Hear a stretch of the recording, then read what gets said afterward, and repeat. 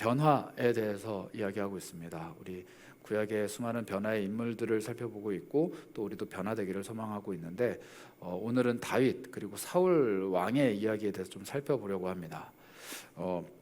여러분 혹시 그 사람을 아는지 모르겠는데요. 아마 제 나이 또래의 형제들은 알 수도 있는데 아프리카 사람입니다. 에릭 젬바젬바 이름이에요. 젬바젬바 귀엽죠? 에릭 젬바젬바라는 사람을 혹시 아시나요? 네, 모를 거예요. 왜냐하면은 옛날 사람이기도 하고 미소를 오묘하게 짓는 나이 든 분들이 좀 계신데 에릭 젬바젬바가 누구냐면 축구 선수입니다. 축구 선수고 카메룬의 축구 선수인데 이 사람이 2003년도에 박지성이 뛰던 구단에 갔어요. 그래서 거기서 이제 입단을 했습니다. 박지성 선수보다 한 2년 정도 앞서서 입단을 했어요. 제가 이 사람을 왜 기억을 하냐면 그때 이제 해축이 막 엄청 붐을 일으켜서 케이블 TV에서 밤마다 막 축구를 이렇게 중계를 해주는 그런 시대였습니다. 뭐 네이버 축구 이런 건 없어서 저희가 실시간으로 늘 봤어야 되는데 2003년이면 제가 고3 때였어요. 고3 때는 공부 빼고 다 재밌잖아요. 밤에 그걸 봤어요. 이렇게 보는데 그 사람의 데뷔전을 봤습니다. 여러분들 혹시 데뷔라는 걸 해본 적 있나요? 요즘에 데뷔라면 거의 대부분 연예계를 얘기하기 때문에 뭐 해볼 일이 거의 없겠지만 어떤 한 무대나 혹은 자리에 처음으로 자기 자신을 선보이는 거, 뭐 데뷔라고 합니다. 근데 이 축구 선수가 데뷔를 했는데 이 사람이 직전에 있던 팀에서 정말 잘했어요. 뭐 거의 날아다니고 사람들 다 까부수고 다니는 약간 돌격형 축구 선수입니다. 그래서 엄청 잘하던 선수인데 사람은 똑같은데 팀이 바뀌었거든요. 이 사람이 너무 못하는 거예요. 공을 차야 되는데 사람을 차고 뛰어가야 되는데 공이 없는 곳으로 막 뛰어가고 누가 봐도 너무 못하는 데뷔전을 치른 겁니다. 이 사람한테 건 기대가 되게 많았어요. 에릭 젬바젬바라는 이 아프리카 축구 선수에게 건 기대가 굉장히 컸는데 이 사람이 그때 당시만 하더라도 그 팀이 뭐 전 세계에서 손에 꼽히는, 뭐 지금도 손에 꼽히지만 전 세계에서 손에 꼽히는 팀이다 보니까 아마 관중들의 그 뭐 함성 소리나 혹은 같이 뛰고 있는 이 월드 클래스 선수들이랑 발을 맞추는 게 많이 부담이 됐던 것 같아요. 그래서 이 사람이 거의 뭐 죽을 썼습니다. 죽을 쓰고 데뷔전이 망쳤어요. 그런데 이 사람이 망칠 수밖에 없었던 또 하나의 이유가 있습니다. 왜냐하면 그날 이 사람이랑 같이 그 플레이를 한 사람 중에 비슷한 나이 그리고 비슷한 시기에 그 팀에 입단을 해서 비슷하게 데뷔를 한 동료가 있었습니다. 그 사람의 이름이 뭐냐? 여러분들 아마 아실 겁니다. 크리스티아노 호날두예요. 그 경기에서 호날두가 날아다녔습니다. 그리고 호날두가 조금 더 어렸어요. 둘이 같이 입단을 하고 같은 입단 동기인데 호날두는 자기 하고 싶은 거 다 하는 거예요. 그날 제 기억에는 어시스트를 2개를 할 뻔했는데 못했어요. 다른 사람이 다 날려먹었습니다. 근데 팀의 막내, 거의 뭐 소년이었는데 막내가 그 날려먹은 한참 까마득한 선배한테 막 화를 내면서 왜 못하냐고 삿대질하면서 막 이러고 자기 자신의 플레이를 막 해 나갔던 아주 당돌한 소년이 옆에서 엄청 뛰어다니고 있고 이 사람은 너무 위축되고 기가 죽어서 헛발질을 하고 있는 거예요. 그렇게 그날의 데뷔전이 끝나고 이 젬바젬바는 한 1년 반 정도 그 팀에서 겨우겨우 하다가 결국에는 방출을 당합니다. 그리고 전 세계를 떠돌아다녀요. 이게 축구 팬 용어로는 저니맨이라고 하는데 온 세계를 떠돌아다니다가 40살이 돼서 은퇴를 합니다. 꽤 오래 했어요. 꽤 오래 했는데 이렇게 크지 않은, 그러니까 중소 팀들만 전전긍긍하다가 은퇴를 해요. 근데 이 사람이 사실 입단할 때까지만 하더라도 완전히 반대였습니다. 이 호날두라는 소년은 사람들이 욕을 했어요. 왜냐하면 이 사람이 7번을 달았거든요. 이 7번을 누가 달고 있었냐면 직전에 그 데이빗 베컴이 달고 있었어요. 잘생긴 사람 있잖아요. 축구를 엄청 잘하는 거의 이제 영국의 아이콘인 사람이었는데 그 사람이 달던 7번은 호날두가 물려받은 거예요. 사람들이 욕을 엄청 했습니다. 이 7번을 저 꼬맹이한테 주고 성질도 별로 안 좋아 보이고 심지어 그때는 머리도 막 이렇게 라면처럼 염색해가지고 뽀글뽀글 해가지고 되게 이렇게 첫인상이 별로였어요. 귀걸이도 되게 큰 귀걸이를 하고 약간 얼핏 보면 게이 같기도 하고 그래서 되게 별로였어요. 근데 그런 아이한테 줬다라고 하면서 욕을 엄청 하고 있었고 젬바젬바는 막 우직하고 사람이 든든해 보이고 막 좋아 보이니까 칭찬을 엄청 하고 있었는데 그 데뷔전 하나가 완전히 평가를 뒤엎어 버립니다. 그리고 여러분들이 잘 아시다시피 호날두는 그때부터 상승 곡선을 그려서 세계 최고의 자리를 놓치지 않고 계속 활약을 합니다. 그리고 젬바는 사람들의 시선에서 사라져버리죠. 이런 데뷔전, 한 사람의 이 모습이 다른 사람들에게 만천하에 공개가 되고 모든 이들에게 평가를 받고 손가락질을 받거나 혹은 칭찬을 받거나 이 사람들의 시선이 주목되는 데뷔전을 오늘 우리가 읽은 이 성경 본문에 누가 치렀냐면 다윗이라는 사람이 치렀습니다. 다윗이 데뷔전을 치렀어요. 여러분들 잘 아시다시피 다윗은 데뷔전에서 젬바가 아니라 거의 호날두급의 활약을 합니다. 돌 하나 가지고 골리앗을 때려잡는 활약을 하죠. 그리고 이 골리앗의 목을 베고 그 골리앗의 머리를 들고 이스라엘 사람들을 독려합니다. 그리고 전쟁에 결국 승리를 하죠. 그리고 돌아오는 길에 오늘 우리가 읽은 이 일이 일어난 겁니다. 다윗이 어디를 가든지 하나님의 영에 임한 하나님의 지혜를 가진 사람답게 행동을 했는데 특히 다윗이 블레셋 사람을 죽이고 돌아오는 그때, 즉 골리앗을 죽이고 돌아오는 그날 일이 터집니다. 그날 사울 왕이 들어오게 되고 수많은 이스라엘의 여성들, 남성들은 이제 그 전쟁을 하러 갔을 테니까 여성들이 길거리로 다 뛰어나와서 사울 왕을 영접하는 거예요. 환영을 합니다. 성경은 분명히 얘기를 해요.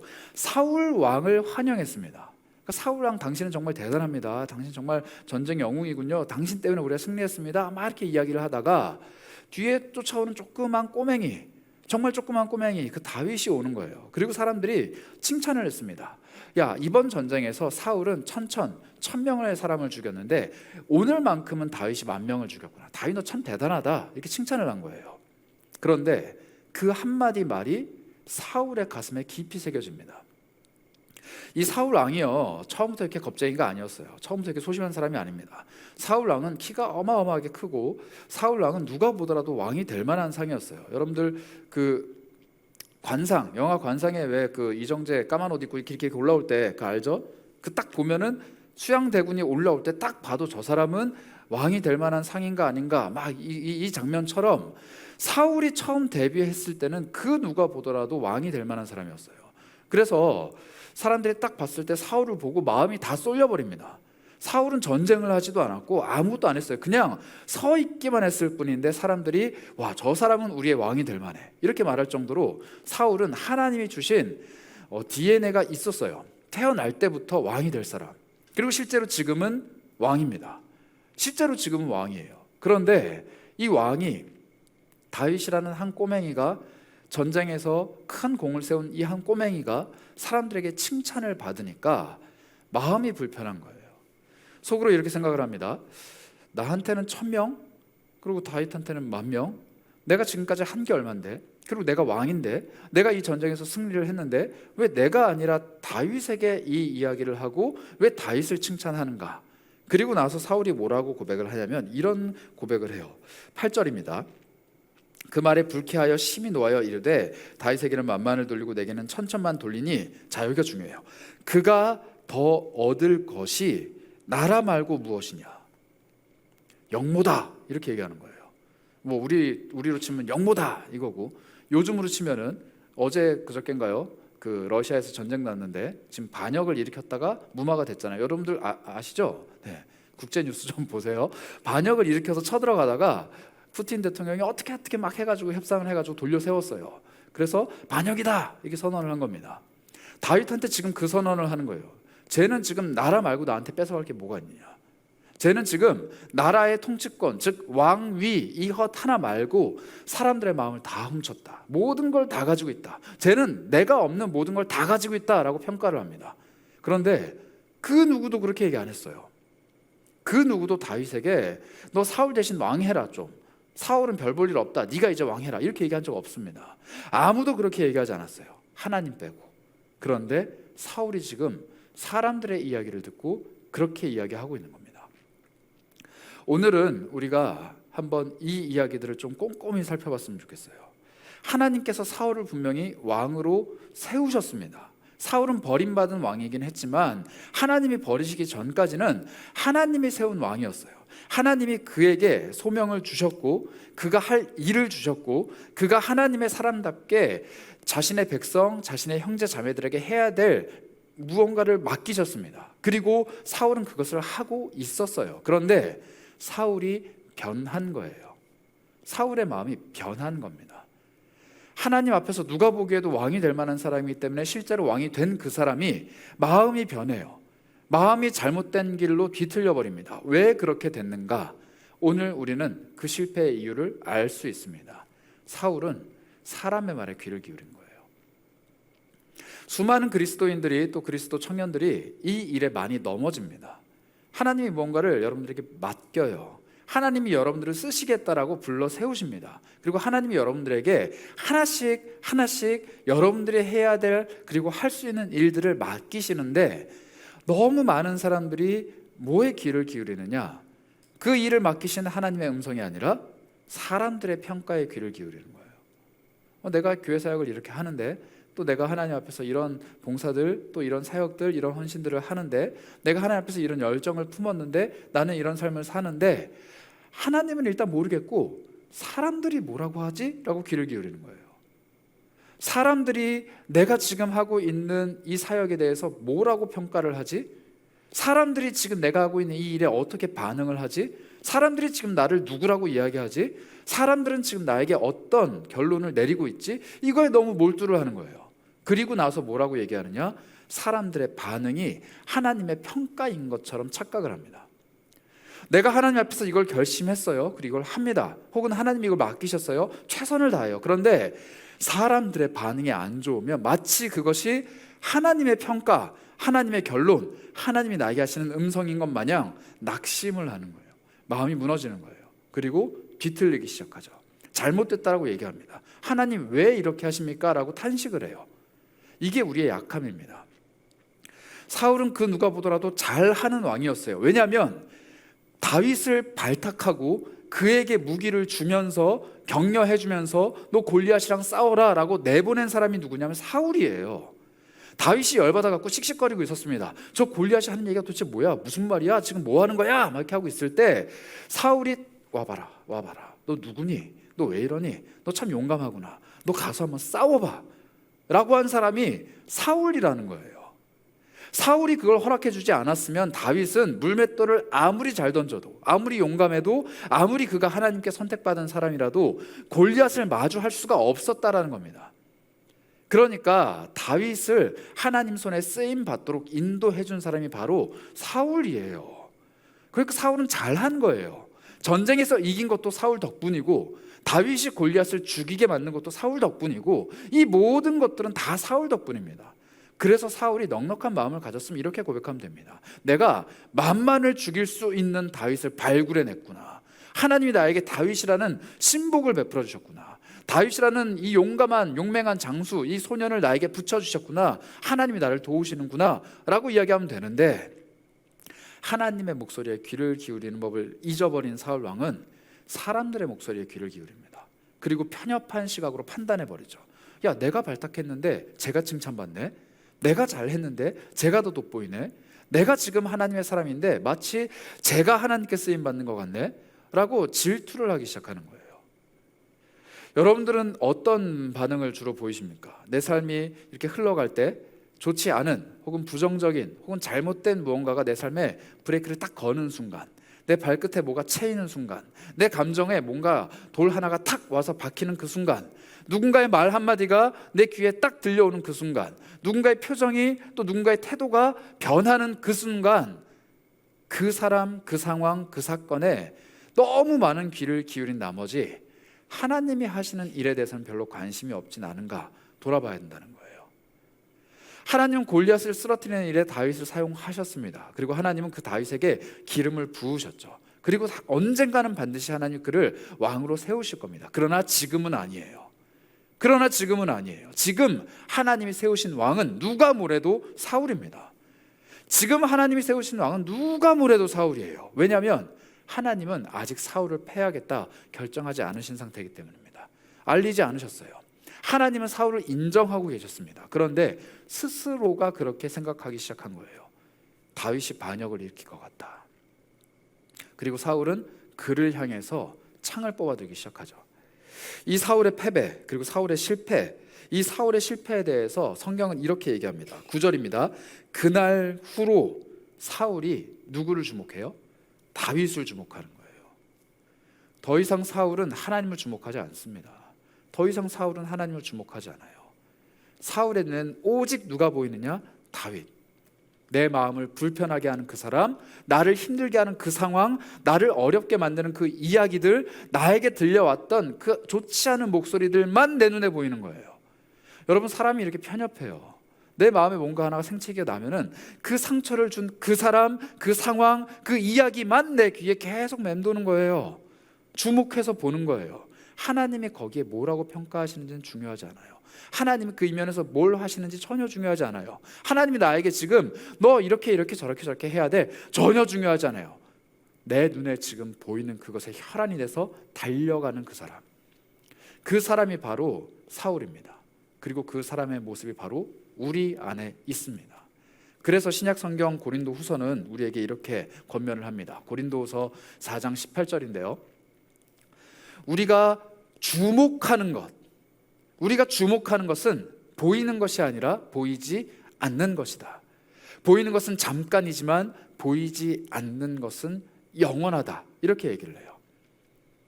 사울은 눈에 보이는 여인들의 그 이야기거리, 잠깐 스쳐 지나가는 그 한마디 문장, 그리고 자기 곁에 있는 작은 소년, 그것 하나에 주목을 하기 시작합니다. 그리고 마음이 변질되기 시작하고 병들기 시작하죠.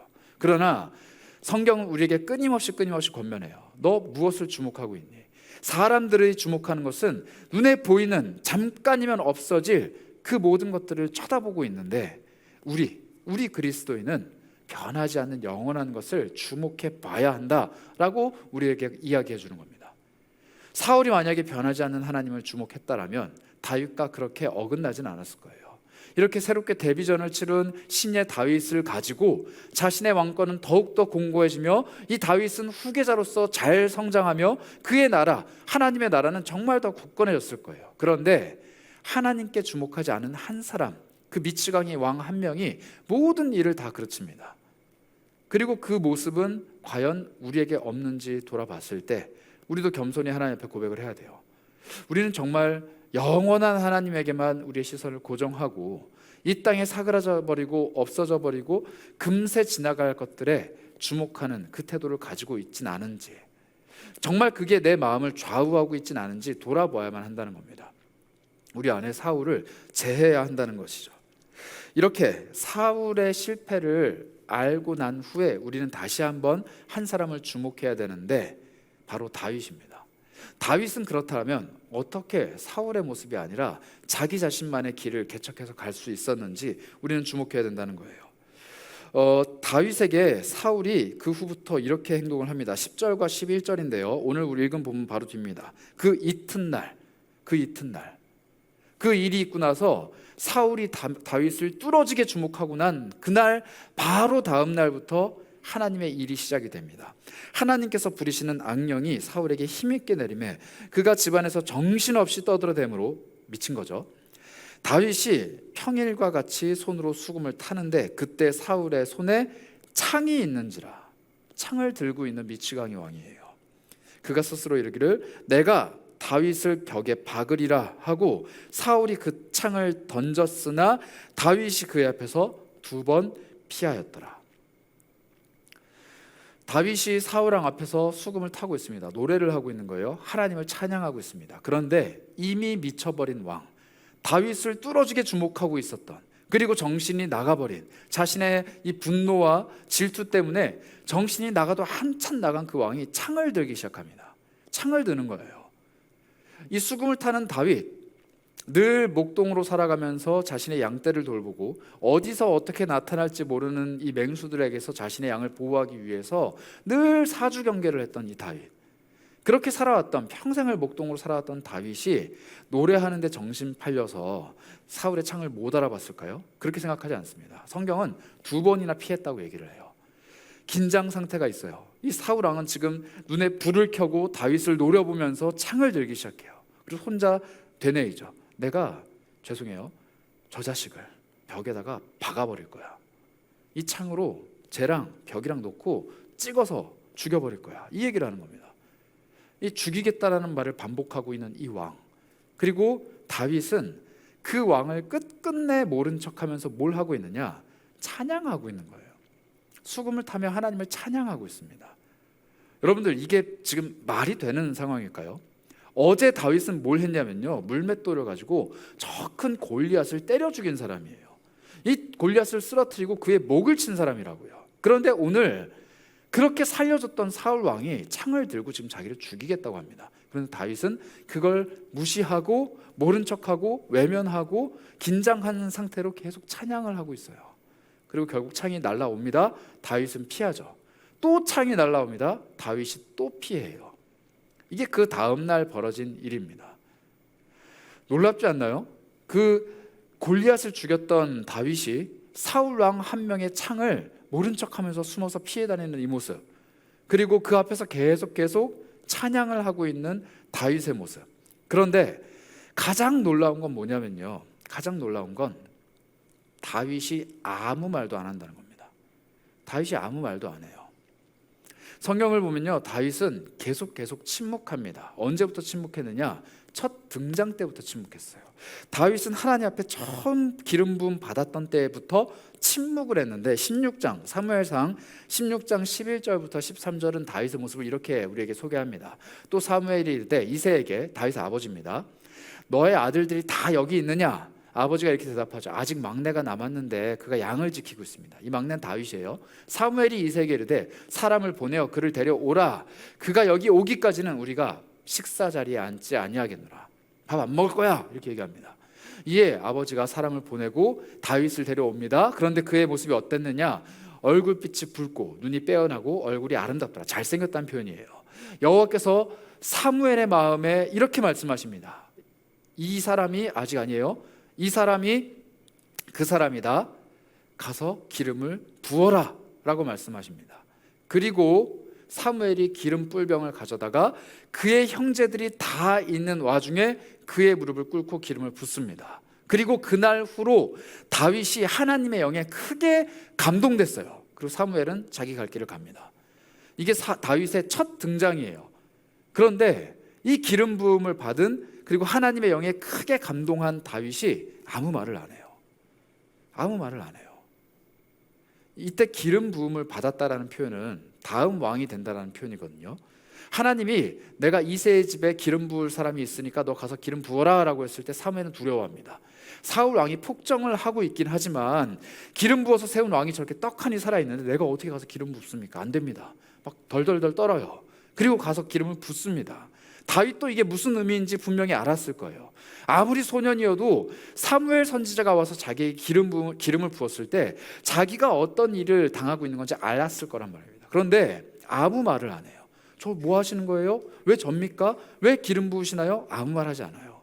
하나님의 영이 크게 감동됩니다. 벌떡 일어나서 내가 이제 이스라엘을 바로잡겠다. 내가 이제 하나님 사람이다. 내가 이제 저 사울 왕을 몰아내고 이 나라 이 땅을 바로잡겠다. 아무 말 하지 않아요. 그냥 가만히 있습니다. 그냥 가만히 있어요. 그리고 그 후로도 계속 성경은 다윗 왕이 계속 조용히 하고 있는 모습만 그려줍니다.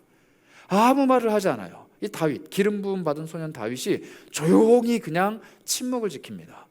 그리고 다윗이 처음 내뱉은 말이 뭐냐면, 골리앗이 떠들 때 분노해서 한 이야기예요. 저자가 누구길래 만군의 여호와 하나님을 모독하냐. 이게 다윗의 첫 마디예요. 그리고 그 골리앗을 죽여버리죠. 그리고 또 다윗은 또 침묵합니다. 여자들이 사울은 천천히요 다윗은 만만이다 라고 할 때도 다윗은 침묵해요.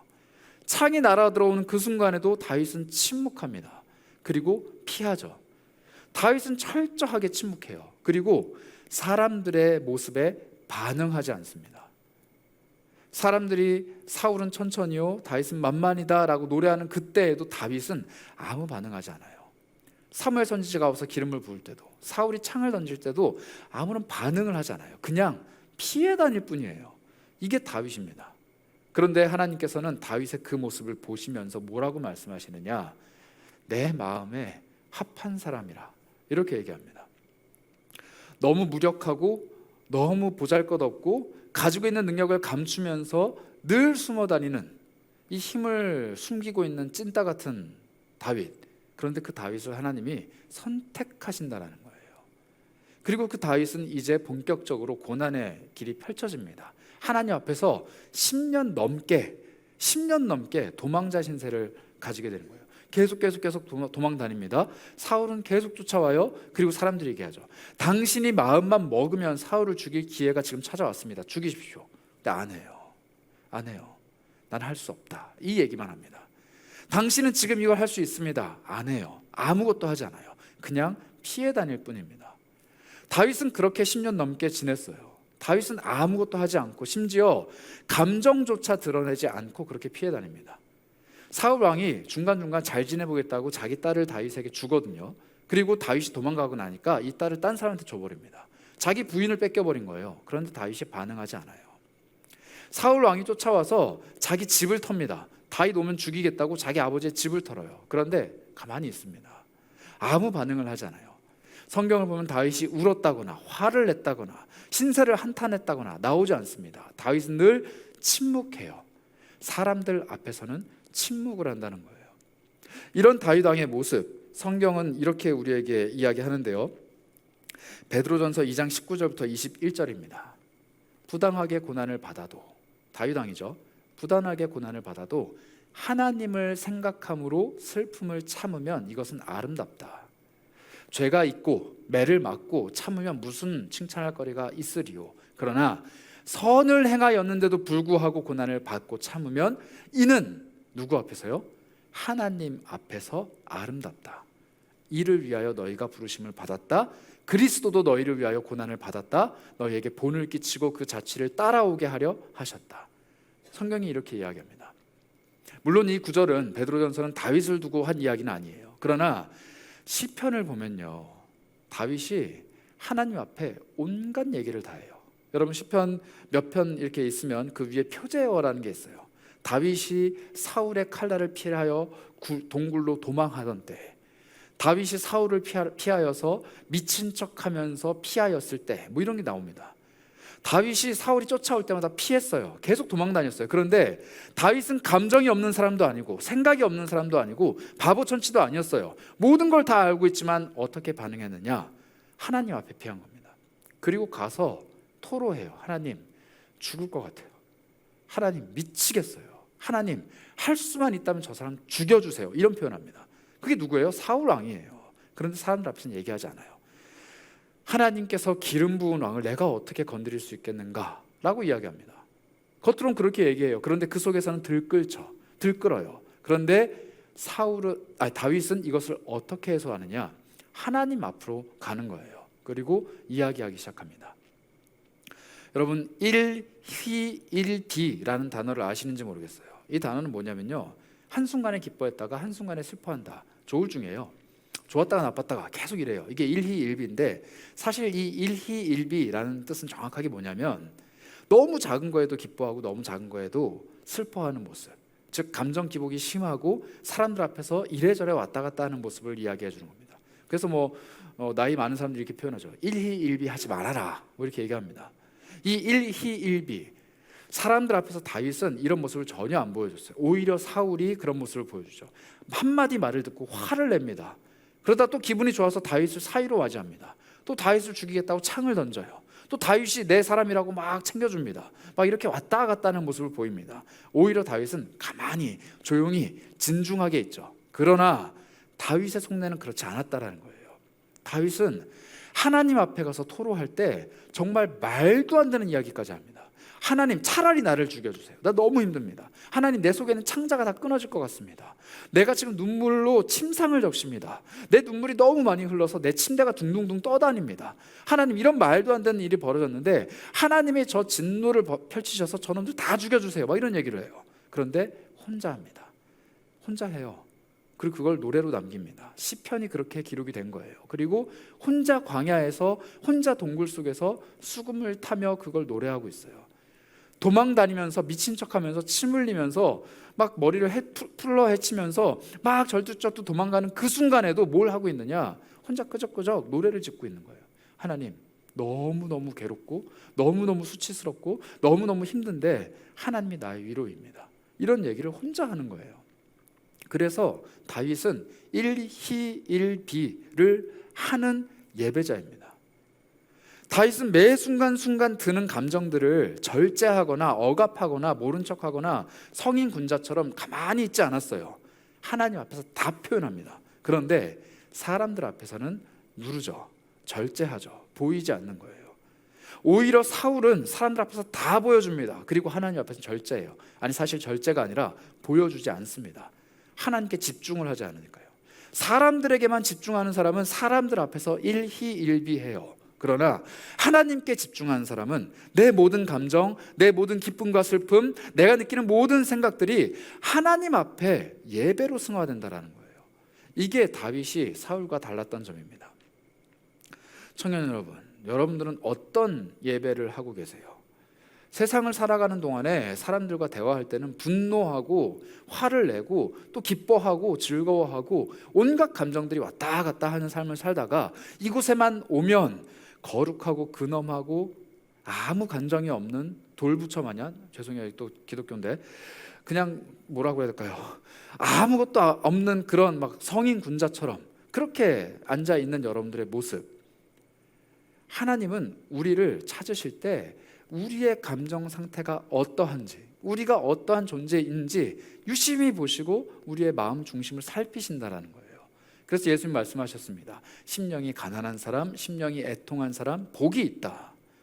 하나님 앞에 눈물 흘리며 씨앗을 뿌리는 사람이 복이 있다. 이렇게 말씀하시는 거예요.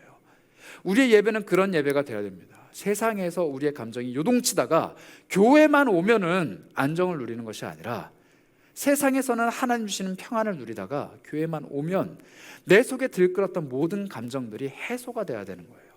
그래서 여러분들의 예배는 변기통이 돼야 돼요. 우리 예배는 우리 감정의 쓰레기통이 돼야 됩니다. 우리의 모든 온갖 더럽고 추악한 것들이 은혜의 보좌 앞에 다 떨어져 내리고 하나님께서 물을 확 내려주시면 깨끗한 모습으로, 하나님께서 쓰레기통을 완전히 비워주시면 깨끗한 모습으로 비워진 채로 다시 세상으로 돌아가야 되는 거예요. 왜 세상에 가서 세상 사람들 앞에서 화를 내고, 왜 세상 사람들 앞에서 연약한 모습을 보여주고 세상 사람들 앞에서 잘못된 선택을 하냐고요. 왜 그래서 우리가 그리스도인인 것을 스스로 더럽히냐는 거예요. 제가 아까 처음에 데뷔 전 얘기했죠. 하나님은 우리를 그리스도인으로 부르십니다. 그리고 우리를 다시 세상으로 돌려보내시는데 그냥 보내시지 않아요. 마치 필드 위에 뛰어다니는 축구 선수를 교체 멤버로 투입하는 감독처럼, 야, 너 이제 가서 뛸 거야. 뛰는데 내가 이렇게 지시할 테니까 그대로 해. 너는 이런 장점이 있으니까 너 이거 할 수 있어. 너는 이걸 잘 못하니까 유의해야 돼. 너는 지금 저 사람을 상대해야 되고 너는 지금 이걸 해야 돼. 하나님이 다 가르쳐 주세요. 그러면 평정심을 갖고 하나님이 지도해 주시는 대로 우리 삶을 살아가면 되는 거예요. 그런데 우리는 그런 유능한 축구 선수가 아니라 자꾸 젬바가 돼요. 사람들이 소리 지르면 위축되는 거예요. 내 앞에 강한 선수가 있으면 잘못하는 거예요. 공이 나한테 오면 당황하는 거예요. 어떻게 해야 될지를 모르니까 자꾸 감정이 들락날락하는 거예요. 그리고 하나님 앞에 고백하죠. 못하겠어요. 그리고 와서 뭐라고 해요? 하나님 평안을 주세요. 평안을 주세요.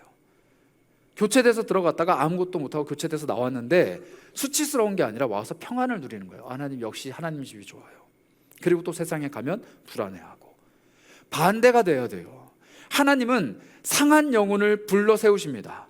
아픈 영혼의 의사가 되어주세요. 죽음을 경험하고 있는 사람들에게 생명이 되어주시고 부족하고 결핍이 있는 사람들에게 풍요로움이 되어주세요. 그러니까 우리 삶을 그대로 가지고 와야 돼요. 그런데 우리는 너무나도 쉽게 그 삶을 세상에 두고 하나님 앞에는 그냥 온다는 거예요. 아무 문제가 없는 사람처럼, 아무런 어려움이 없는 사람처럼, 찔러도 눈물 날 이유가 없는 사람처럼 그냥 오는 거예요. 그리고 와서 하나님 좋네요, 너무 좋아요, 하나님 역시 평안 최고, 그리고 가요. 그리고 세상에서는 다시 한번 눈물 흘리죠. 이런 하나님 앞에서의 악순환이 변화되어야만 합니다. 변화돼야 돼요. 누구처럼요? 다윗처럼요. 우리가 아까 읽었던 이 베드로전서의 말씀은 우리한테 이렇게 권면을 했죠. 선한 일 때문에 참으면 아름답다. 하나님 앞에서 참으면 아름답다. 그리고 그리스도께서도 그렇게 고난 받으셨고 그리스도께서도 우리에게 본을 보이셨다. 이렇게 얘기합니다. 이 다윗의 모습이 사실 그리스도 안에 있습니다. 우리 예수님 안에 있는데요. 누가복음 22장 44절을 한번 볼까요? 예수님이 참 힘들어하세요. 근데 어떻게 힘들어하시느냐? 이렇게 힘들어하십니다. 예수께서 힘쓰고 애써서 더욱 간절히 기도하시니 땀이 땅에 떨어지는 핏방울같이 되더라. 고난을 앞두신 예수님의 기도입니다. 근데 예수님이 뭐하러 이렇게 기도를 하실까요? 예수님 뭐하러 이렇게 기도를 해요? 어차피 십자가에서 돌아가실 거잖아요. 예수님 알고 계시잖아요. 예수님 어차피 부활하실 거잖아요. 예수님 다 알고 계시잖아요. 뭐하러 예수님이 땀이 핏방울이 되도록 애써서 기도하시냔 말이에요. 심지어 옆에서 제자들은 자고 있는데 왜 기도하시냐고요. 우리에게 본을 보여주시기 위해서예요. 인생이 너무 어렵고 힘들 때 예수님은 우리에게 기도하라고 그 본을 보여주셨습니다. 우리 삶이 너무 괴롭고 눈물 날 때 예수님은 우리에게 이렇게 하면 된다라고 본을 보여주신 거예요. 나는 정말로 잘하고 싶었는데, 나는 하나님의 일을 하고 싶었는데, 나는 정말로 하나님 앞에서 최선을 다했는데 내 삶이 잘 안 되고 어그러지고 깨져서 눈물 나는 그 순간에 우리는 포기하고 낙심하는 게 아니라 예수께서 하셨던 것처럼 기도해야 된다는 거예요. 그리고 그분이 하셨던 것처럼 땀 흘려 수고하면서 인내해야 된다는 거예요. 여러분, 더 놀라운 사실은 뭔지 아세요? 예수님이 하나님의 존전 앞에서, 그러니까 겟세마네 동산에서 그렇게 애타게 기도하셨는데 정작 십자가 앞에서는 아무 말씀을 안 하십니다. 누가복음이 계속해서 이렇게 기록을 하는데요, 23장 8절부터 10절입니다. 헤롯이 예수를 보고 매우 기뻐하니 이는 그의 소문을 들었으므로 보고자 한지 오래됐고 또한 무엇이나 이적 행하심을 볼까 바랐던 연고로라. 여러 말로 물으나 아무 말도 대답하지 아니하시니 대제사장과 서기관들이 서서 힘써 고발하더라. 예수님 이제 십자가 앞에 서셨습니다. 얼마나 할 말이 많으셨을까요? 자기가 이제 죽을 날이 얼마 안 남은, 몇 시간 안 남은 그 순간에 얼마나 하고 싶은 말씀이 많으셨을까요? 그런데 예수님은 침묵하십니다. 헤롯 대왕이 놀려요. 야, 너 뭐라도 한마디 좀 해봐. 너 기적 일으킨다면 좀 해봐봐. 나 너 진짜 보고 싶었어. 해봐. 좀 해보라니까 왜 안 해? 라고 얘기하는데 침묵하세요. 심지어 옆에서 대제사장과 서기관들이 고발을 하죠. 이 사람이 이런 잘못을 했습니다. 저런 잘못을 했어요. 라고 이야기하는데 가만히 계세요. 가만히 계세요.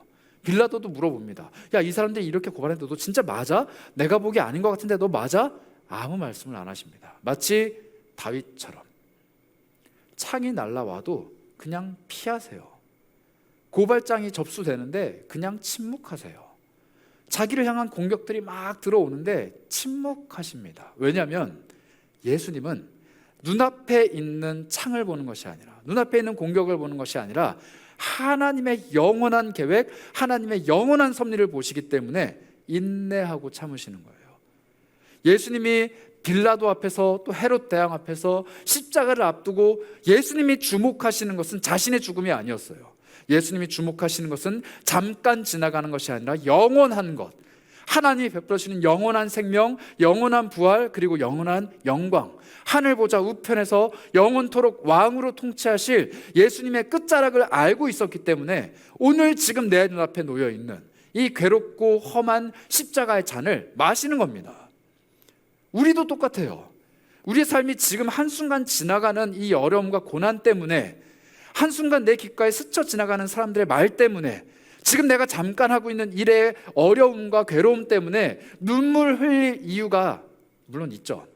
힘들어요. 그런데 하나님의 영원한 것, 그리고 예수 그리스도께서 보여주신 그 모범을 알고 있다라면, 하나님의 사람이라면 조금 더 넉넉하게 그것을 이겨나갈 수 있다는 거예요.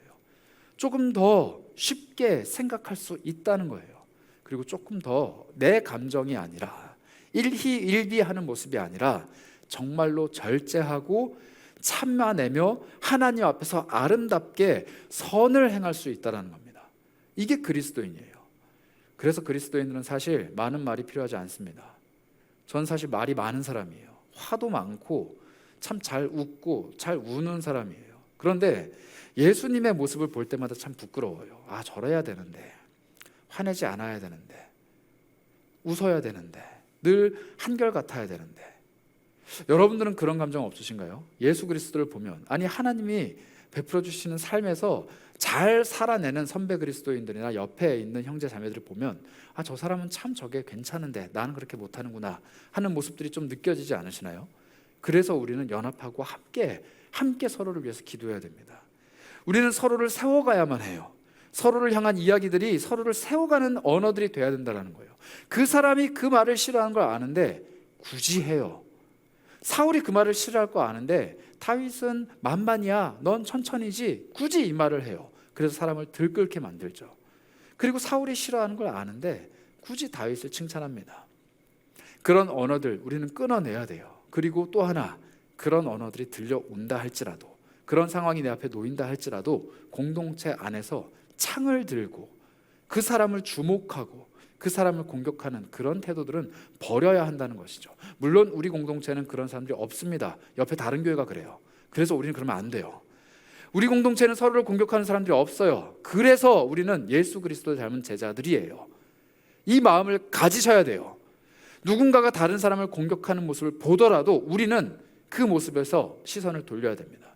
그리고 그 모습을 아파하며 눈물 흘리며 바라보고 있는 예수님의 마음을 잡아야 되는 거예요. 얘가 그랬어? 걔가 그랬다고? 똑같이 이야기하고, 그 사람이 그렇게 나쁜 사람이었어? 똑같이 공격하고, 그 사람이 창을 맞아도 싸네, 그 사람 욕먹어도 싸네, 같이 창을 던지고. 아니에요. 우리는 그런 사람이 아니라는 거예요. 예수 그리스도는 단 한 번도 그렇게 정죄하시지 않았습니다. 심지어 간음하다 현장에서 적발되어 온 그 여인에게도 나는 너를 정죄하지 않을 테니까 다시는 가서 죄를 범하지 마라, 이렇게 얘기하세요. 그 예수님이 오늘 우리의 주님이시라면 우리는 다윗과 같은 마음을 품어야 됩니다. 이 세상에는 사람들의 마음을 들끓게 하는 여인들의 목소리가 너무 많아요. 그리고 그 목소리에 반응하며 일희일비하는 사울 왕들이 너무 많습니다. 그리고 그 사울 왕은 오늘도 내 안에 또아리를 틀고 도사리고 있어서 날마다 나를 충동질해요. 그러나 우리는 다윗의 모습을 본받아야 합니다. 여전히 침묵하고 여전히 도망다니고 여전히 창을 피하지만 그의 마음 속에는 끊임없이 하나님을 향한 토로, 하나님을 향한 기도, 하나님을 향한 탄식이 멈추지 않았어요. 어느 순간 어느 때에도 늘 하나님을 예배하는 겁니다. 예배가 좋을 때만 하는 게 아니라 정말 괴롭고 어려운 그 순간에도 하나님을 예배하는 모습을 우리에게 보여준 거예요. 그래서 시편이 이렇게 많나 봐요. 사람들이 그런 모습을, 또 그런 고백을 너무 많이 가졌기 때문에 시편의 고백들이 그렇게 많나 봐요. 그래서 우리는 오늘도 우리 삶을 시편의 고백처럼 하나님을 예배하는 고백들로 바꿔가야만 합니다. 그게 바로 하나님 앞에서 우리가 가져야 되는 변화예요. 그 변화가 가능한 것은 오로지 예수 그리스도의 존전 앞에 나아가는 예배뿐입니다. 다윗은 하나님을 바라봤어요. 그리고 그분을 예배했습니다. 예배할 때 그의 마음의 모든 탄식과 슬픔과 눈물들이 해소가 됐어요. 예배는 감정의 해소예요. 예배는 하나님 앞에서 삶의 정돈이에요. 예배는 내가 느끼고 있는 모든 감정들이 하나님 앞에서 정리가 되는 순간들이에요. 예배는 단순히 하나님을 높여드리는 것이 아닙니다. 예배는 나의 회복이기 때문이에요. 예수를 만난 모든 사람들은 회복을 누렸습니다. 그리고 예수 그리스도를 찬양하죠. 예수를 만난 모든 사람들은 자신의 문제가 해결이 됐어요. 그리고 예수를 쫓아갑니다. 그 예배의 본질은 그거예요. 여러분들이 가지고 있는, 또 제가 가지고 있는 약점들과 아픔들과 눈물들이 예배의 자리에 나올 때마다 회복이 돼야 돼요. 그리고 하나님을 고백하고 찬양하고 예수 그리스도를 높여드리는 겁니다. 그게 우리의 예배라는 거예요. 하나님 앞에 나아가면 우리가 준비한 예물, 우리가 준비한 아주 좋은 삶, 우리가 준비한 영혼들, 우리가 준비한 사역의 열매들, 그런 것들만 하나님께 올려드리는 게 아니라, 하나님 나 죽겠어요 정말, 눈물 나고 더럽고 치사해서 못하겠어요 정말, 하나님 내 마음이 찢어져서 어떻게 해야 될지를 모르겠어요. 예배는 모르겠고 일단 하나님 이것부터 좀 어떻게 좀 해주세요, 이것부터 어떻게 좀 해주세요. 그렇게 간절한 마음으로 주님 앞에 터벅터벅 가가가는 게 예배라는 겁니다. 그리고 그 예배하는 자들에게 하나님은 이렇게 반응하십니다. 요한계시록 21장 3절 4절은 예수님이 다시 오셔서 우리에게 예배를 받으시는 천국의 마지막 그 예배를 우리에게 이렇게 묘사하고 있어요. 내가 들으니 보좌에서 큰 음성이 나서 이르되 보라, 하나님의 장막이 사람들과 함께 있음에 하나님이 그들과 함께 계시리니 그들은 하나님의 백성이 되고 하나님은 친히 그들과 함께 계셔서 모든 눈물을 그 눈에서 닦아주시니 다시는 사망이 없고 애통하는 것이나 곡하는 것이나 아픈 것이 다시 있지 아니하리니 처음 것들이 다 지나갔습니다. 우리 삶이 예수님 앞에 예배하는 순간 우리 하나님이 오셔서 우리의 눈의 눈물을 닦아주신다고 합니다. 하나님이 예배하는 모든 이들을 찾아오셔서 하시는 첫 번째 행동이 닦아주신다는 거예요. 하나님의 장막이 사람들과 함께 있다고 합니다. 여러분이 장막, 제가 여호수아 설명할 때 말씀드렸죠. 이스라엘 사람들이 그 장막 속에 거하는 하나님, 거기에 모세가 가고 나오고 할 때마다 쳐다만 보고 있었어요. 그러나 한 사람, 여호수아는 그 회막, 장막의 곁을 떠나지 않았다고 했습니다. 하나님이 계신 곳을 떠나지 않는 그 여호수아, 하나님과 함께 친구처럼 대화했던 모세, 그리고 하나님이 들어쓰셨던 삼갈과 같은 사람들, 수많은 하나님 앞에서 변화된 사람들은 늘 하나님을 예배하는 사람들이었어요. 하나님 계신 곳에 가까이 가고 자신의 인생에 가지고 있는 결핍과 약함을 하나님께 내어놓고 하나님께서 치료해 주시고 하나님이 그 눈물을 닦아주실 때 그가 비로소 하나님의 일을 할 수 있었다는 겁니다. 우리에게 그 변화가 필요해요. 하나님께 예배하러 나올 때마다 내 눈의 눈물을 닦아주시는 주님, 내 삶의 어려움을 치료해 주시는 주님, 내 마음의 아픔을 위로하고 공감해 주시는 주님, 그 주님이 필요하다는 겁니다. 그래서 예수님도 그토록 우셨어요. 예수님도 예루살렘을 바라보며 예루살렘아 예루살렘아 내가 너를 암탉이 새끼를 품은 같이 품음이 몇 번이더냐 하면서 우셨어요. 성전이 돌 위에 돌 하나 남지 않고 무너질 것을 예언하시면서 탄식하셨습니다. 그리고 십자가 위에서 자신을 향해 눈물 짓고 있는 육신의 어머니 마리아를 보시면서 애통해 하십니다. 그게 예수님이에요. 예수님은 이 땅에서 눈물을 흘려 보셨기 때문에 우리의 눈물을 공감해 주세요. 예수님이 이 땅에서 아파 보셨기 때문에 우리의 아픔과 괴로움을 공감하신다는 거예요. 공감하시는 것에서 끝나지 않습니다. 위로해 주시죠. 예수님은 돌아가시는 그 순간까지 하나님 아버지로부터 위로를 못 받으셨어요. 어찌하여 나를 버리십니까? 하나님이 버리셨단 말이에요. 그런데 예수님은 똑같이 우리를 버리시는 게 아니라 우리에게 다가오셔서 내가 너 대신 버림 받았으니까 너는 위로나 받아라. 내가 너 대신 아팠으니까 너는 이제 치료나 받아라. 너는 이제 울지 말아라. 너는 이제 힘들어하지 말아라. 내가 너 대신 다 겪었으니까 너는 이제 다 회복되고 나와 함께 일하자. 나와 함께 걸어가자. 나와 함께 이 세상을 바꿔보자. 나와 함께 너의 옆에 있는 사람들의 눈물을 같이 닦아주자. 이렇게 우리에게 권하고 계신 거예요. 그래서 로마서 말씀이 이렇게 얘기하죠. 슬퍼하는 자들과 함께 울라. 예수님이 우리에게 원하시는 건 그겁니다. 내가 눈물 흘릴 때 찾아오셔서 나의 눈물을 닦아주신 예수님, 그 예수님이 이제 우리에게 요청하세요. 너 눈물을 닦았으니, 너 이제 위로를 받았으니 나를 예배해봐, 기뻐해봐, 즐거워해봐. 그리고 나와 함께 다른 이들에게 가자. 그들의 눈물을 위로하자. 그들을 새롭게 해주자. 그들이 하나님 앞에 나올 수 있도록 돕자. 그게 예수 그리스도께 부름받은 사람들의 삶의 변화입니다.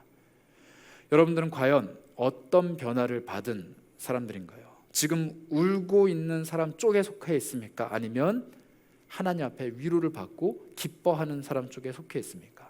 아니면 여러분들은 너무 쉽게 분노하고 너무 쉽게 기뻐하는 사울과 같은 성정을 가진 사람입니까? 아니면 하나님 앞에서 모든 것들을 내어놓지만 누군가 앞에서는 늘 하나님의 마음을 품고자 노력하는 다윗과 같은 사람입니까?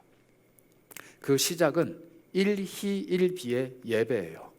하나님 앞에서 울고 하나님 앞에서 기뻐하고 하나님께 모든 걸 다 털어놓고 하나님 앞에서 수다쟁이가 되는 것, 그게 우리가 해야 될 예배입니다. 아침에 눈을 뜨면 하나님 앞에 오늘 하루를 맡기고, 살다가 힘겨울 때면 하나님 앞에서 그 수고하고 무거운 짐들을 내려놓고, 너무너무 지칠 때는 주님 주시는 힘으로 다시 한번 일어서고, 그리고 할 수 없을 때는 주여 한번 외치고 능력을 구하고, 그리고 하나님이 해내게 하시면 박수치며 하나님을 찬양하고, 하나님이 다른 영혼 위로하기를 원하시면 가서 그를 끌어안고 그의 눈물을 닦아내며 하나님이 너를 위로하신다 고백하고, 이게 우리의 삶이라는 겁니다. 이런 변화 여러분들 안에 있으셨으면 좋겠어요. 그리고 그 시작은 예배입니다. 부디 예배에 성공하시길 바라요. 내 마음의 슬픔을 하나님 앞에 토로하는 예배, 그리고 그것을 위로받는 예배, 그리고 그 예배가 다른 이들에게 전염돼서 삶을 회복시키고 다른 이들의 삶을 소생케 하며 다른 이들의 영혼을 위로하는 그 예배, 그 예배로 다른 이들을 초청하는 진정한 예배자, 그 예배자가 우리가 되었으면 좋겠어요. 예수님은 그 한 예배자를 찾으러 사마리아 땅에 가셨습니다. 그리고 그 사마리아 땅에 방황하고 배회하고 있는 한 여인을 보시죠. 그 여인에게 물어보십니다. 너는 어떤 삶을 살았니? 그 여인이 얘기해요. 남편이 많은 삶입니다. 그 여인의 마음을 위로하시기 시작하십니다. 그 여인의 눈물을 닦아주기 시작하시죠. 그리고 그 여인에게 뭐라고 말씀하시느냐? 예배하는 자들은 영과 진리로 예배할 거야. 너의 아픔, 너의 슬픔, 너의 기구한 운명, 너의 삶, 그 모든 것들은 다 내 앞에서 내려놓는 짐이야. 그리고 내가 너에게 짊어지는 짐, 내가 너의 어깨에 메어주는 그 멍에 다른 이들을 위로하고 다른 이들을 예배자로 세워가는 그 일에 나와 함께 가자. 너 그렇게 평생 영과 진리로 나를 쫓아오는 그런 예배자가 되라. 그 고백을 들은 그 여인, 물동이를 내려놓고 마을로 뛰어들어갑니다. 그리고 고백하죠. 내가 메시아를 만났다. 그리고 그 사람들을 데리고 옵니다. 고백해요. 예수 그리스도 앞으로 모셔옵니다. 그리고 나서 대화하게 만들고, 이제 그 사람들이 고백해요. 당신의 이야기가 아니라 내가 만나보니 이분이 메시아다. 당신이 나를 여기로 데려와서가 아니라 내가 만나보니 메시아다. 이런 이야기들이 우리 안에 넘쳐났으면 좋겠어요. 여러분들의 삶이 갖고 있는 여러 가지 문제들이 해결되고 회복되고 위로를 얻을 때 그 모습을 바라보는 다른 누군가에게 소망이 되었으면 좋겠습니다. 희망이 되었으면 좋겠다라는 거예요. 그래서 여러분들 다음 주부터 산상수양회를 와야 돼요. 산상수양회 전체 컨셉이 사실 이거예요.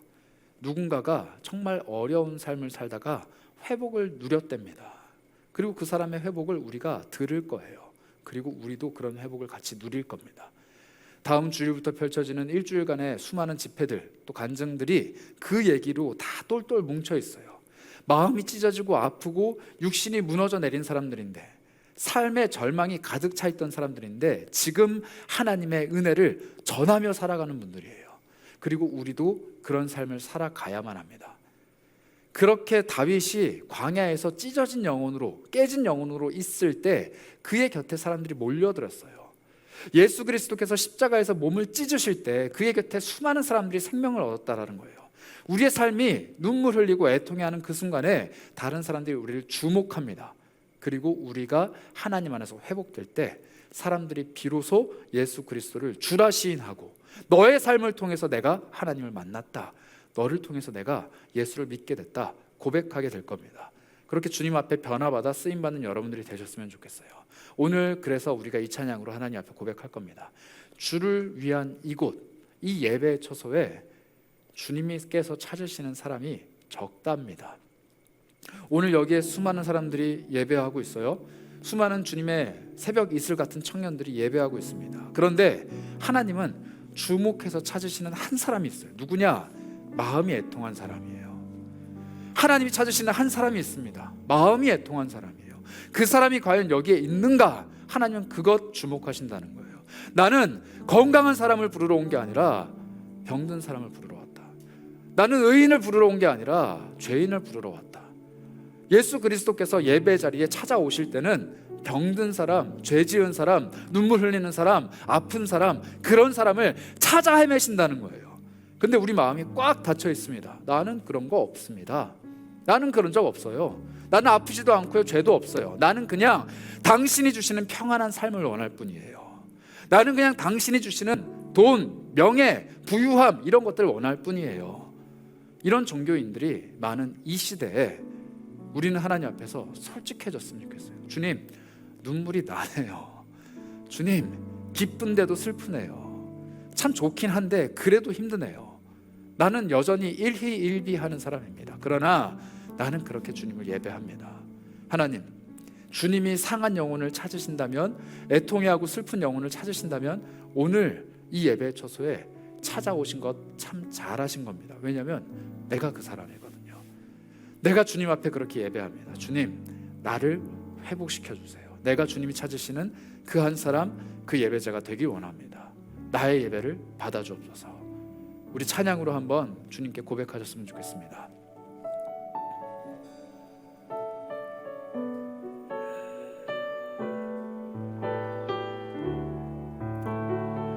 우리 주님이 오늘도 예배하는 상한 영혼을 찾으십니다. 고백할까요? 주를 위한 이곳에, 주를 위한 이곳에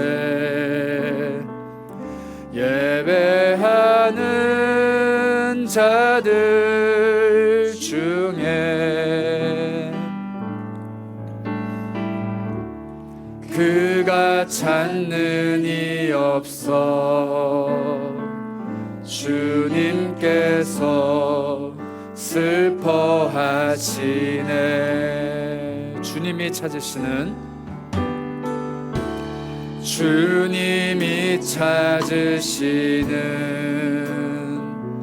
그 한 사람, 그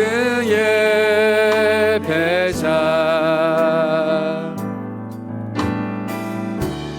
내가 그 사람 되길 간절히 주께 예배하. 주 은혜로 이곳에 서 있네, 서 있네. 주 임재에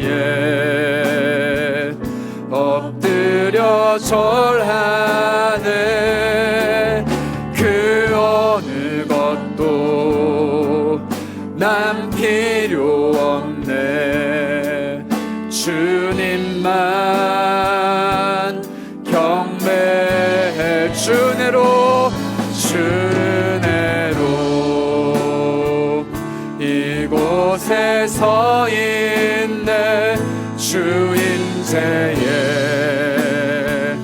엎드려 절하네. 그 어느 것도 난 필요 없네. 주님만 경배해. 여러분, 날아오는 사울의 창을 피해서 다윗이 도망했던 곳은 광야입니다. 그 광야는 어디냐면 다윗이 양을 쳤던 곳이에요. 다윗은 자신이 골리앗을 쓰러뜨렸던 그 전쟁터로 가지 않았습니다. 다윗은 자신에게 기름 부었던 그 사무엘이 머무르는 길갈, 그곳으로 가지 않았어요. 다윗은 자신을 돌봐줄 수 있는 형들이 또 아버지가 있는 집으로 가지 않았습니다.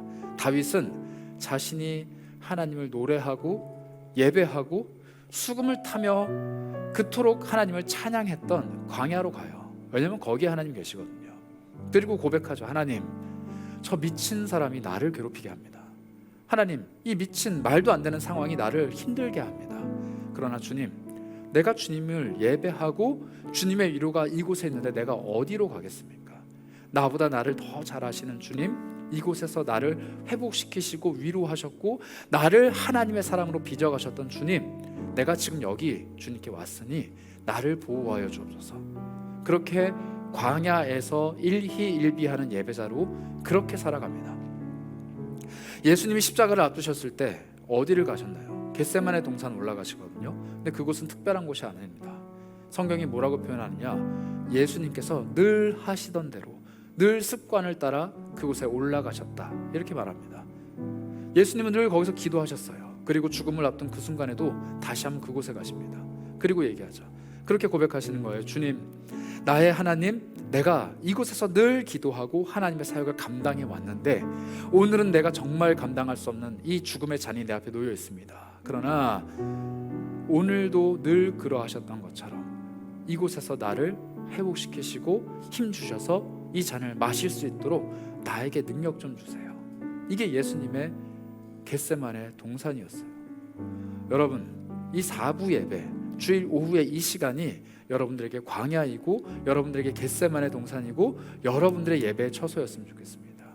내가 이곳 이 자리에 앉아서 청년회 때 날마다 눈물 쏟으며 하나님 앞에 예배하며 하나님의 위로를 느꼈다. 나는 이곳에서 예배할 때마다 하나님께서 나를 만져주시는 걸 느꼈다. 나는 여기에 가서 하나님의 존재, 하나님의 임재를 느낄 때마다 정말 알 수 없는 눈물 한 방울이 뚝 떨어졌지만, 그리고 나서 삶으로 돌아갈 때는 하나님의 능력, 하나님의 힘, 하나님의 위로, 하나님의 소생케 하심을 경험했다. 이렇게 고백하는 예배의 자리가 됐으면 좋겠어요. 여러분들의 청년회 때 왜 예배합니까? 하나님 앞에서 무슨 추억을 쌓으며 무슨 시간들을 보내고 있습니까? 왜 여러분들은 예배자로 부름 받았습니까? 힘내기 위해서예요. 잘 살아가기 위해서예요. 그러나 이곳에서만큼은 우리의 모든 감정과 우리의 모든 연약함과 우리의 모든 슬픔들이 주 앞에서 쏟아져 내릴 수 있습니다. 그래서 이곳이 예배의 처소예요. 우리 다시 한번 찬양 고백합시다. 하나님이 상한 심령 찾으시고 하나님이 슬프고 낭망하고 연약하고 눈물 흘리는 심령을 찾으신다고 하는데, 오늘 내가 그런 예배 드리기 원합니다.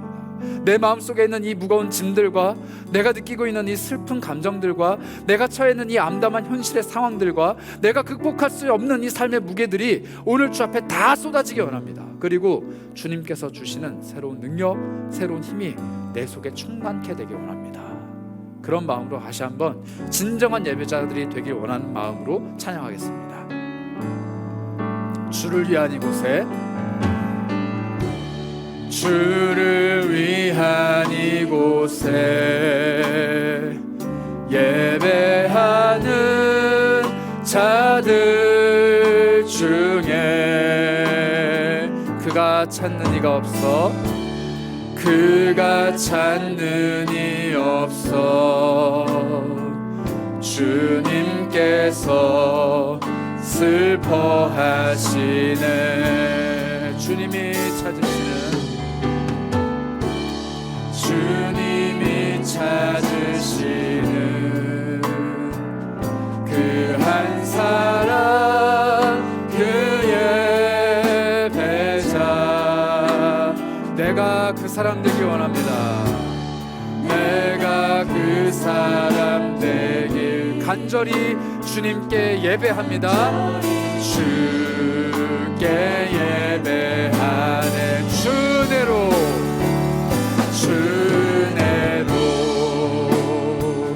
이곳에서 인내 주 임재에 엎드려 절하네. 그 어느 것도 난 필요 없네.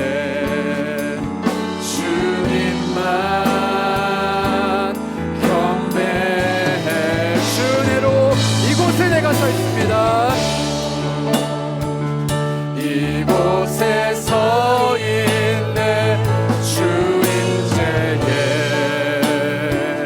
엎드려 절하네. 그 어느 것도 난 필요 없네. 주님만. 다시 한번 간절히 고백합니다. 주내로 내가 이곳에 서 있습니다.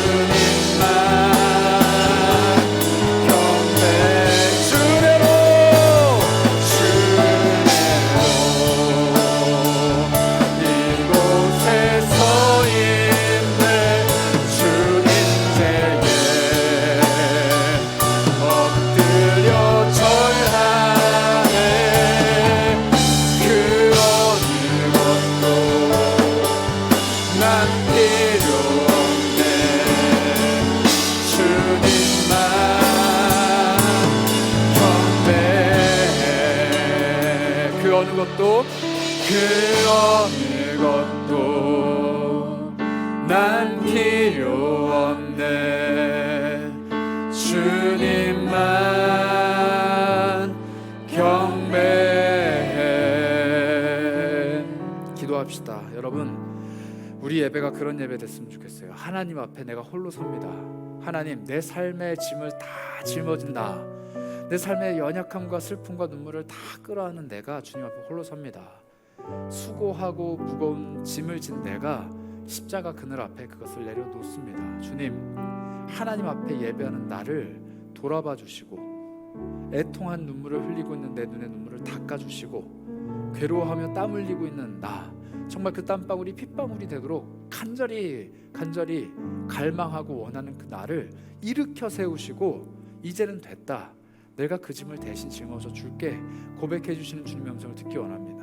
예배할 때마다 주님의 마음을 느끼게 하여 주시고, 예배할 때마다 주님의 위로가 내 삶에 찾아와 주시고, 예배할 때마다 나의 눈의 눈물을 닦아주시는 주님, 그 주님을 만나는 예배의 자리가 이곳, 이 장소, 여기가 되었으면 좋겠습니다. 내가 여기 앉을 때마다, 내가 예배하러 주 앞에 나올 때마다 주님께서 나에게 임재하시는 것을 느끼고 돌아갈 수 있는 복된 예배 될 수 있도록 그렇게 나의 예배를 받아주옵소서. 오늘 우리의 심령을 주 앞에 내려놓으며, 오늘 우리의 예배를 주님께 올려드리며 다 같이 우리 주님 앞에 기도하도록 하겠습니다. 함께 기도합니다. 주여, 우리에게 은혜를 베풀어 주시기 원합니다. 예배의 은혜 베풀어 주시기 원합니다. 하나님께서 회복시켜 주시는 그 은혜, 하나님께서 회복시켜 주시는 보좌의 은혜, 하나님께서 놀랍도록 역사하시는 그 은혜가 우리 안에 넘쳐나길 소망합니다. 하나님 채워주셨소서. 하나님께서 함께 채워주셨소서. 우리 심령 가운데 주님께서 함께 하신다는 그 놀라운 역사, 우리의 심령 가운데 주님께서 함께 하신다는 그 위대의 역사를 펼쳐보여주시기 원합니다. 날마다 주님과 동행하기 원합니다. 날마다 주님과 함께 걸어가기 원합니다. 날마다 주님께서 해주시는 그 위로가 내 삶에 흘러 넘치기 원합니다. 주님께서 나를 위로해 주시기 때문에 나는 더 이상 눈물 흘리지 않습니다. 애통하지 않습니다. 슬퍼하지 않습니다. 믿음으로 담대하게 이 세상을 걸어갑니다.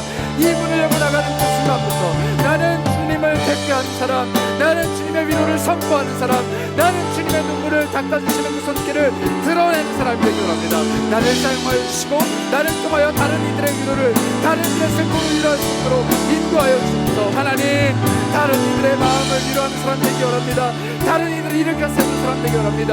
그들의 삶을 예배하는 자리로 데리고 끌고 나오는 하나님의 사람들 되기 원합니다. 나의 삶, 나의 힘을 통하여서 힘 대신 능력 대신 주님이 드러나게 하여 주시고, 위로자 되신 주님이 드러나게 하여 주셔서 나를 통해 다른 이들이 예수 그리스도를 알고 그분 앞에 나오는, 그분의 존재 앞에 예배하는 복된 인생, 전도의 인생, 생명의 인생 되게 하여 주옵소서. 다시 한번 기도하실 때 여러분들의 삶을 두고 기도하셨으면 좋겠어요. 우리의 삶은 힘겨움과 눈물과 슬픔의 연속이지만 거기에 함몰되고 그것에 빠져서 극복할 수 없는 아픔으로 가득 채워지는 삶이 절대 아닙니다. 우리 하나님은 그거 원하지 않으세요. 우리 하나님께서는 우리 삶에 한량 없는 기쁨을, 멈추지 않는 기쁨을 베풀어 주실 수 있는 분이세요. 그리고 우리 눈에 끊이지 않고 흘러내리는 그 눈물을 닦아 주실 수 있는 분입니다. 그래서 우리는 늘 다시 한번 우리 삶에 주님을 초청해야 돼요. 주일의 예배가 광야에 머물고 계신 주님 앞에 나아가는 예배라면, 평일에 이어지는 우리의 삶의 예배는 광야와 같은 내 삶에 주님을 초청하는 예배입니다. 주님과 함께 출근하세요. 주님과 함께 공부하시고 주님과 함께 사람들 만나세요. 그리고 주님과 함께 걸어가세요. 그리고 눈물 닦아주시며 동행하시며 대신 내 짐을 짊어지시는 주님과 함께 걸어가세요. 그게 우리의 삶입니다. 그 삶을 위해 다시 한번 우리 기도했으면 좋겠어요. 하나님, 내 삶에 주님이 없으면 내 인생은 광야의 연속입니다. 그러나 주님이 함께 하시면 내 삶에 십자가의 굳건한 그늘이 드리워질 것이고, 주님이 함께 하시면 슬픔 많은 내 인생에 눈물 닦아주시는 주님의 위로가 함께 할 것이고, 주님이 내 인생과 동행해 주신다면 회복되고 새로워지고 한량없는 기쁨으로 가득 찬 내 삶을 통해 다른 누군가가 위로를 얻고 주님 발견하고 하나님을 고백하며 찬양할 수 있는 사람이 되지 않을까요? 주님, 내 삶에 동행해 주세요. 내 인생에 찾아와 주세요. 나를 그렇게 회복시켜 주세요. 우리 그런 마음으로 다시 한번 여러분의 삶을 의탁하며 주님께 기도하도록 하겠습니다. 기도합니다. 하나님, 한량없는 은혜 베풀어 주시기 원합니다. 하나님께서 채워주시는 그 은혜가 우리 안에 넘쳐나길 소망합니다. 주께서 베풀어 주시는 그 은혜와 그 은총이 우리 삶에 차고 넘치기 원합니다. 주님께서 동행해 주시고 함께 해주셔서 내 삶이 정말로 하나님의 위로와 하나님의 손길과 하나님의 새롭게 하시고 회복케 하시고 위로 교통하심의 역사가 나타나길 소망합니다. 오늘도 하나님은 나를 찾으시고 오늘도 예수 그리스도는 울고 있는 나의 눈물을 닦아주시고 오늘도 성령님께서는 나를 그런 나를 다른 이들에게로 이끌고 가셔서 주님의 역사대로 사용하여 주실 줄 고백합니다.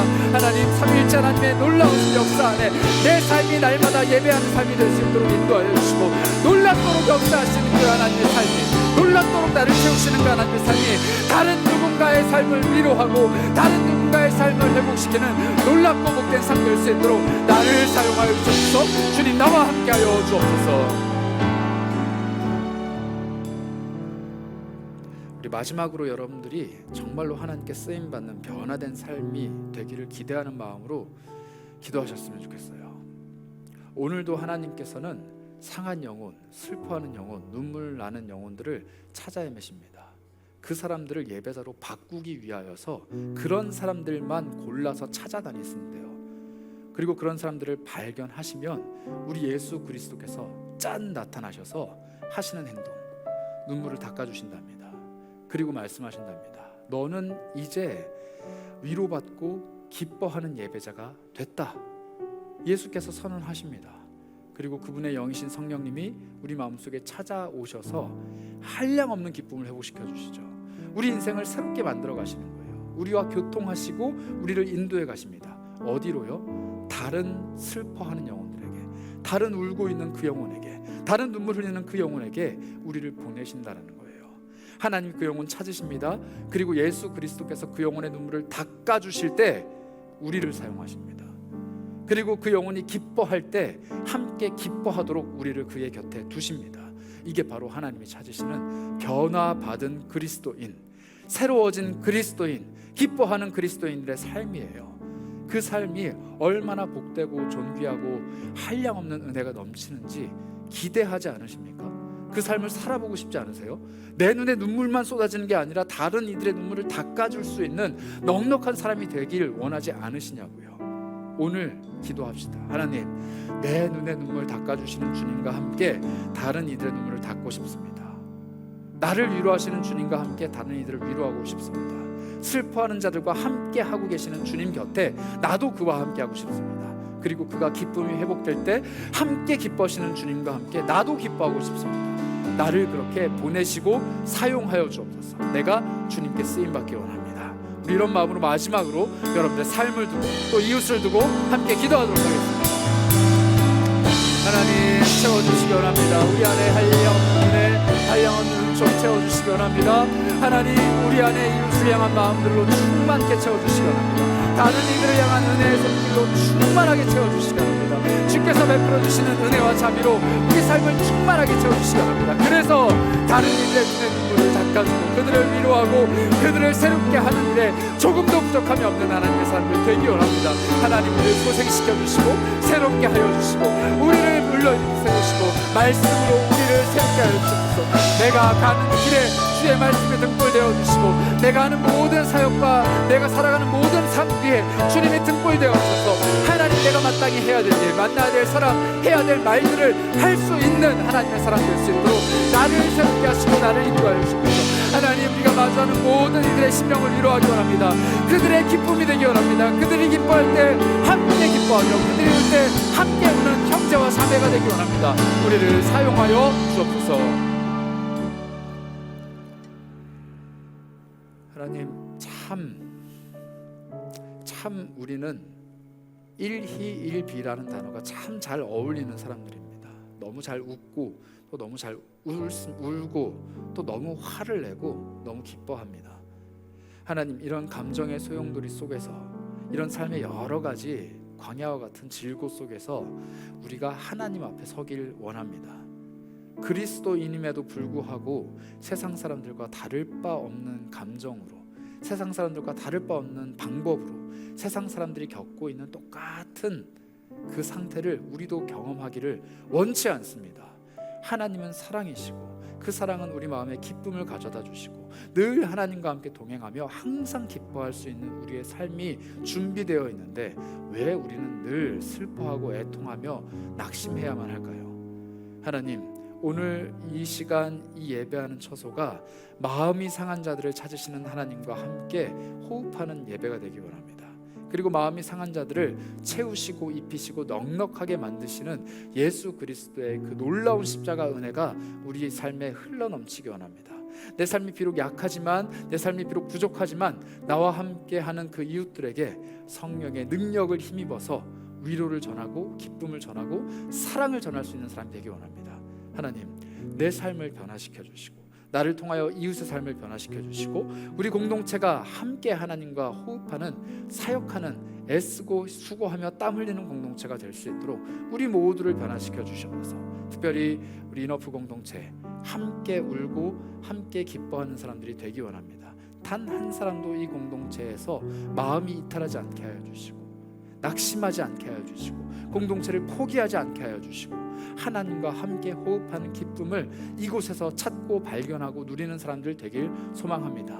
이를 위하여 우리가 많은 사역들을 준비하고 있습니다. 수련회 혹은 선교 혹은 우리가 하고 있는 수많은 헌신과 봉사들과 사역들, 이 모든 것들은 나를 지치게 하는 것이 아니라 하나님께 위로받은 사람답게 다른 이들을 위로하고 하나님께 기쁨을 받아 누리는 사람답게 다른 이들에게 기쁨을 전하며 하나님의 사랑받는 자녀답게 다른 이들을 사랑하는 하나님의 은혜의 장이 될 수 있도록 우리의 모든 사역들과 일정들 위해 함께 해주시기 원합니다. 특별히 마음과 함께 하나 되기를 힘쓰는 청년들이 있습니다.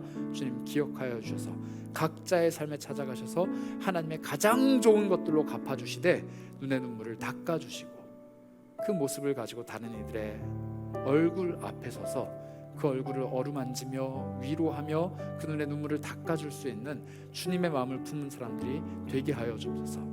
주님으로 인해 애통하고 주님으로 인해 부족하며 주님으로 인해 늘 결핍할지라도 주님만 주실 수 있는 기쁨이 우리 안에 차고 넘쳐서 늘 행복하다 말할 수 있는 하나님의 사람들이 되기 원합니다. 주여 우리에게 복을 내려 주옵소서. 우리 주 예수 그리스도의 이름으로 기도합니다. 지금은 우리에게 생명을 주시고 우리 눈의 눈물을 닦아주시고 우리를 다른 이들의 눈물을 닦아주는 은혜의 자리, 하나님의 변화의 그 자리로 우리를 이끌고 가시는 우리 구주 예수 그리스도의 한이 없으신 은혜와 우리 아버지 되신 하나님의 무궁무진하신 사랑과 성령 하나님의 교통하심이 이제는 슬픔이 아니라 기쁨으로, 이제는 진정한 삶의 예배로 다른 이들과 함께 호흡하며 그들의 눈물을 닦아주며 우리가 일희일비하는 모습을 하나님 앞에서 기쁨으로 승화시킬 수 있는 사랑하는 복된 고개 숙인 모든 공동체 구성원들 머리머리 위에 지금부터 영원까지 함께 있을지어다.